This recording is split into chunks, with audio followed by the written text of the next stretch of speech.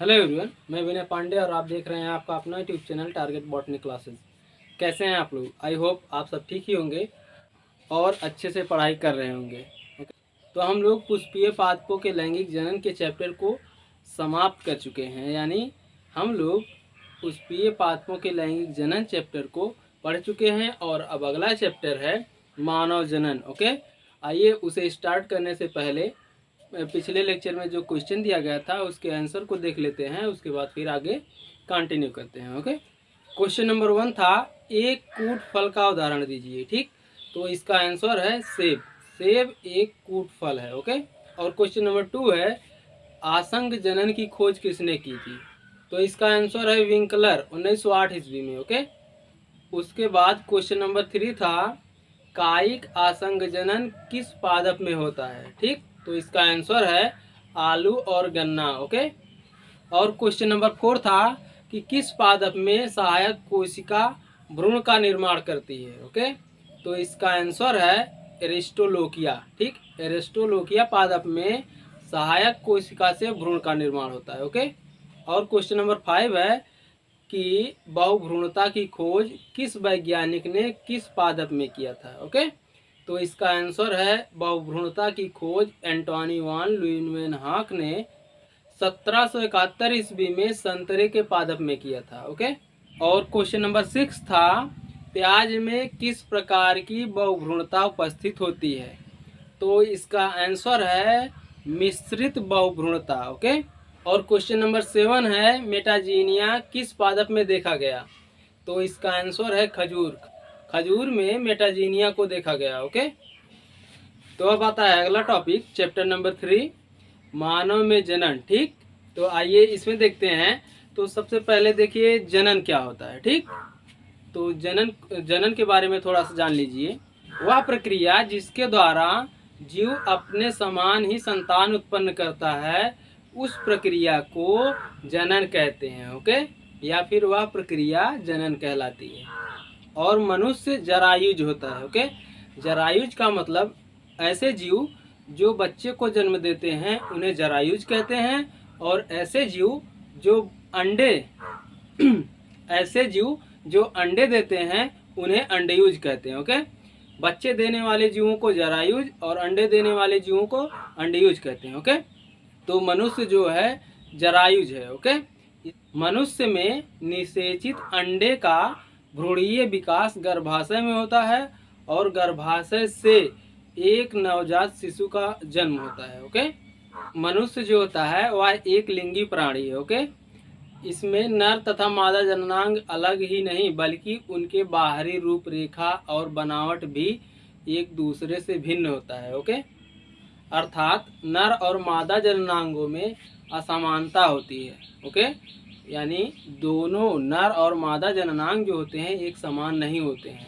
दोनों भिन्न भिन्न होते हैं तथा लैंगिक द्विरूपता दर्शाते हैं। ओके, लैंगिक द्विरूपता को इंग्लिश में कहते हैं सेक्सुअल डाइमॉर्फिज्म। ओके, तो आइए देखते हैं कि नर और मादा कैसे एक दूसरे से भिन्न होते हैं, उनके कुछ लक्षणों को देख लेते हैं। ओके, नंबर 1 है स्त्रियों में मनुष्यों की तरह दाढ़ी और मूछें नहीं होती हैं, और मनुष्य के वक्ष पर बाल होते हैं जबकि स्त्रियों के वक्ष पर बाल नहीं होते हैं। वक्ष का मतलब चेस्ट। ठीक, मनुष्य के चेस्ट पर बाल होते हैं जबकि स्त्रियों के चेस्ट पर बाल नहीं होते हैं, और स्त्रियों में दुग्ध ग्रंथियां सक्रिय होती हैं जबकि पुरुषों में दुग्ध ग्रंथियां निष्क्रिय होती हैं। ओके, और स्त्रियों की अपेक्षा पुरुषों में आवाज़ मोटी होती है। ओके, तो अब हेडिंग आती है मानव जनन तंत्र। ओके, इसे इंग्लिश में कहते हैं ह्यूमन रिप्रोडक्टिव सिस्टम। ओके, तो इसमें देखिए जनन से संबंधित सभी क्रियाओं में भाग लेने वाले अंगों को जनन अंग कहते हैं। ओके, जनन से संबंधित क्रियाओं में भाग लेने वाले अंगों को जनन अंग कहते हैं। ओके, और इनके कार्यों के आधार पर इन्हें दो भागों में बांटा गया है। ठीक, नंबर 1 है प्राथमिक लैंगिक अंग और नंबर 2 है द्वितीयक लैंगिक अंग। ओके, तो आइए इसमें देखते हैं। तो देखिए इसमें देखिए मानव में प्राथमिक लैंगिक अंगों को गोनैड या जनद कहते हैं। ठीक, मानव में मनुष्यों में प्राथमिक लैंगिक अंग को गोनैड या फिर जनन कहते हैं। ओके, उसके बाद फिर आगे देखिए, इन अंगों में युग्मकों के निर्माण एवं जनन हार्मोन्स का स्रावण की क्रिया होती है। ओके, मनुष्य के प्राथमिक लैंगिक अंगों में युग्मक का निर्माण एवं जनन हार्मोन के स्रावण की क्रिया होती है। ओके, उसके बाद देखिए, पीयूष ग्रंथि के अग्रभाग से स्रावित गोनैडोट्रोपिन हार्मोन जनदों के वृद्धि एवं कार्यों को नियंत्रित करता है। ओके, पीयूष ग्रंथि के अग्रभाग से गोनैडोट्रोपिन नामक हार्मोन का स्रावण होता है जो जनदों के वृद्धि एवं कार्यों को नियंत्रित करता है। ओके, उसके बाद फिर आगे देखिए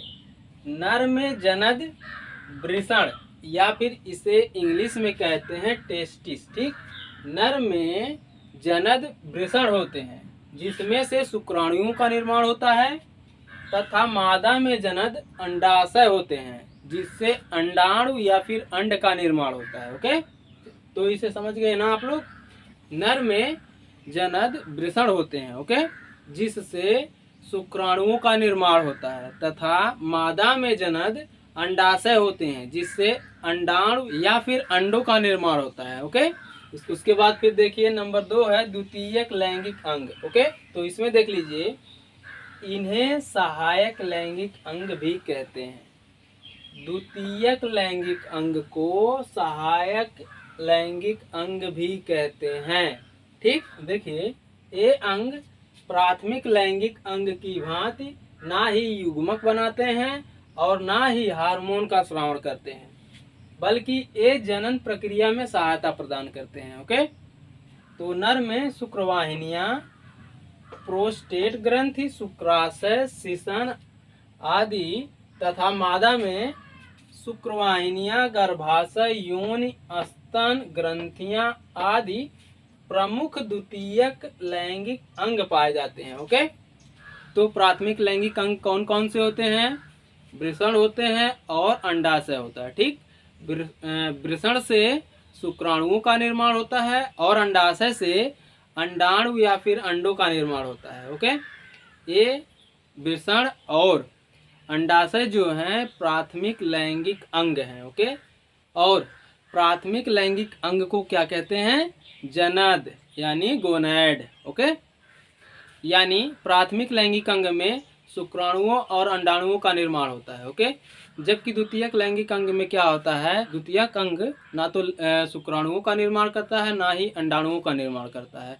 यह जो होता है जनन की प्रक्रिया में सहायता करता है। सीधे सीधे कहने का मतलब है कि द्वितीयक लैंगिक अंग जो होते हैं जनन की प्रक्रिया में सहायता प्रदान करते हैं। ओके, जैसे देख लीजिए, ये शिश्न है ना, शिश्न को इंग्लिश में कहते हैं पेनिस। ओके, शिश्न जो होता है वह नर का द्वितीयक लैंगिक अंग है। इसका कार्य क्या होता है? शिशन का कार्य क्या होता है? ये जो स्पर्म को मादा के गर्भाशय में पहुंचाने में मदद करता है। ओके, और स्त्रियों में द्वितीयक लैंगिक अंग जैसे योनि के माध्यम से शुक्राणु या स्पर्म जो है मादा जननांग के अंदर जाता है। ओके, तो आप लोग समझ गए ना कि द्वितीयक लैंगिक अंग क्या होते हैं। द्वितीयक लैंगिक अंग में ना तो शुक्राणुओं का निर्माण होगा और ना ही अंडाणुओं का निर्माण होगा। ओके, बल्कि ये जो होते हैं जनन की प्रक्रिया में सहायता प्रदान करते हैं। ओके, तो आइए अब चलते हैं अगले टॉपिक पर। और ये फिगर आपको कैसा लगा कमेंट करके ज़रूर बताइएगा और शेयर और सब्सक्राइब ज़रूर करिएगा। ठीक, अगर आप हमारे चैनल को अभी सब्सक्राइब नहीं किए हैं तो चैनल को सब्सक्राइब कर लीजिए और शेयर करना मत भूलिएगा। ओके, तो चलिए अब अगले टॉपिक पर आते हैं। देखिए, अब अगली हेडिंग है नर जनन तंत्र। ठीक, अभी ऐसे नंबर 1 नंबर 2 करके देख लीजिए, उसके बाद एक एक करके सबके बारे में डिटेल में अध्ययन करेंगे। ओके, तो आइए देखते हैं। देखिए, नंबर 1 है वृषण कोश। ठीक, इसे इंग्लिश में कहते हैं स्क्रोटम या फिर स्क्रोटल सैक। ठीक, वृषण कोश देखिए यहाँ पर है।